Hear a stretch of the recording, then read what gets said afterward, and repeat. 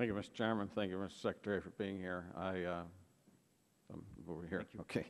I'm still trying to get my hands wrapped around this, the comment that you made that we just need the tools to protect the innocent. With all respect, when you have a policy of too big to fail, then you have a policy of too small to succeed. That's the state I represent, New Mexico. So when you all, the regulators, suspend prompt corrective action for all the big banks, all the small banks still have to comply with prompt corrective action, and it's very punitive on the small banks.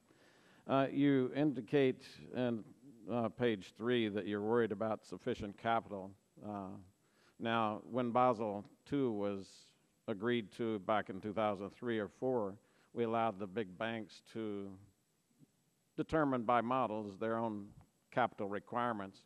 So are the big banks still allowed to determine the capital requirements under Basel II, or is that something that you've changed? Is that one of the tools that you have?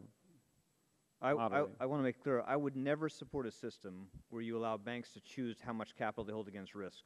Am I incorrect? Am I incorrect that Basel II basically allows them to set their models and declare their own capital requirements? Is that a mistake on my part? Because Basel II took so long to put in place, it actually never applied in this context. Under Basel III, banks have to hold more capital against risk, and they don't get to decide. But Basel III is not in effect yet. No, but it will be. Okay, that's all. As long as it's not in effect, and 2 is.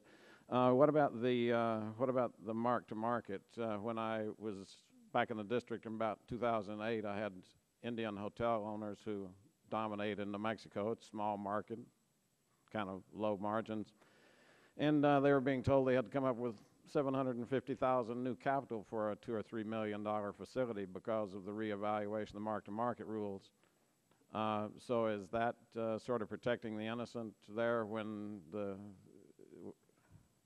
You're not going to find me disagreeing with you that you want to have a system where you don't create these perceptions that are too big to fail. And I believe very strongly that large institutions need to be forced to hold more capital against risk that would be than relative to small institutions. So if that's your view, I share that view. If I could catch you right there, you believe that those institutions should hold more capital, and yet institutions were complained about. The Sun Trust institution was complained when it was trying to put more reserves as capital requirements.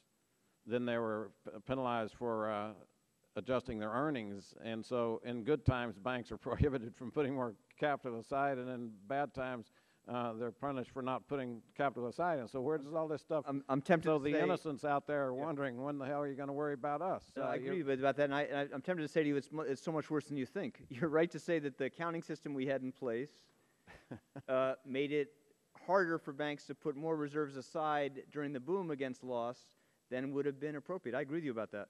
Yeah. So if we scoot it over then to the size of the problem, the estimates at the end of 2006 were we had $1.24 trillion in subprime loans. Only $300 billion of those 0.3 were held in FDIC-controlled banks. If you give them 75%, 75% of those were performing at that point, which means $75 billion non-performing. And if you took a 50% write-down on those, you get somewhere in the neighborhood of $38 billion real risk associated with subprime. And then if you take another 25% of all the performing loans, write them down, you get another 56 or 58 billion. So you get about 100 billion of exposure. And we had 12.3 total, 12.3 trillion in assets in the banks at that point, 1.4 T in equity, 150 billion in earnings. So the exposure, total exposure in the subprime market appears to be in the $100 billion range, and yet we took very dramatic actions to that. To me, I question whether or not we took the right actions after the fact. You mean in terms of the reform legislation Congress passed, or in terms of the actions? No, in terms of the responses. The responses, I was sitting here in Congress at that period, appeared to be ad hoc. They appeared. Think we overreacted? The government overreacted? They appear to be ad hoc. Oh. And we let Lehman Brothers fail, and the day after, 2 days after, supported AIG, the 2 days before Fannie and Freddie, and so Well, I'd be happy we to were revisit sending that mixed, history, but mixed messages. yeah, I would say that this country came into this crisis without the tools, not just to prevent crises safely, but to respond when crises happen. And that's one reason why the crisis was so deep and severe, and it's one reason why Congress had to legislate in a panic at particular stages of the crisis.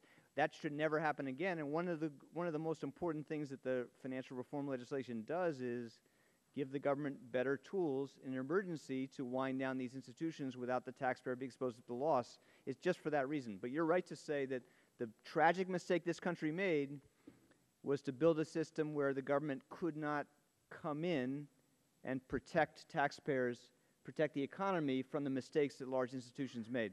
Thank you, Mr. Lynch. Thank you, Mr. Chairman. Lynch.